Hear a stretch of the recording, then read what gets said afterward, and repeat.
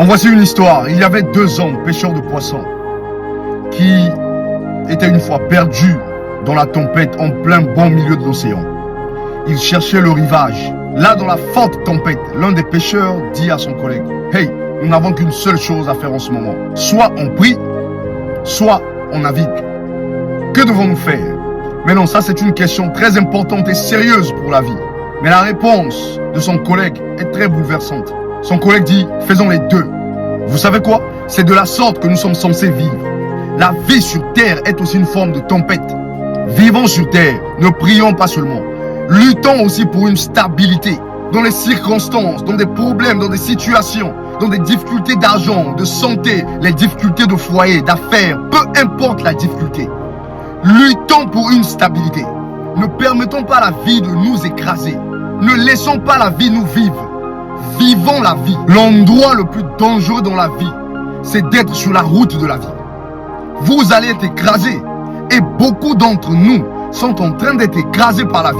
Non, non, non, non, non. Nous devons lutter pour une stabilité. Et ne soyons pas de ceux qui vivent une vie de manière à ce que les autres s'apitoient sur leur sort. Pourquoi vivrais-je une vie de manière à ce que les autres s'apitoient sur mon sort? Tellement que j'ai perdu le courage de lutter dans la difficulté, dans les épreuves, dans les situations. Me voilà en train de vivre une vie misérable dans tous les plans. En sorte que lorsque les autres te voient et disent: « Oh, voilà Emmanuel Gad, pauvre de lui. Oh, c'est triste. » Non, non, non, non, non. Ce n'est même pas digne pour nous en tant que croyants. C'est pas digne pour les fils de Dieu. Nous devons naviguer.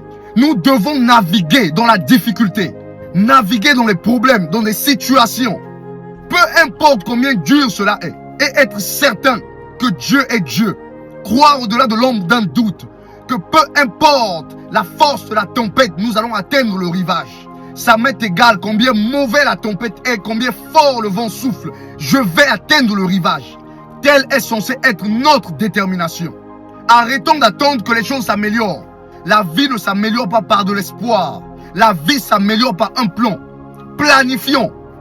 Si le plan A ne marche pas, on a le plan B, le plan B, le plan C, le plan D, le plan E, jusqu'au plan Z. Mais la destination reste la même.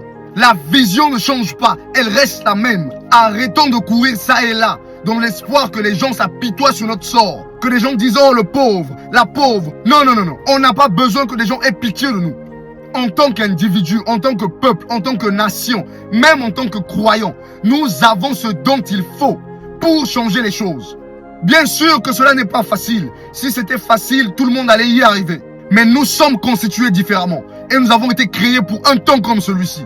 Luttons donc pour une stabilité et faisons prospérer les choses. Selon ce qui est écrit aussi, prospérer à tous égards, comme prospère l'état de l'âme. C'est un commandement du Seigneur.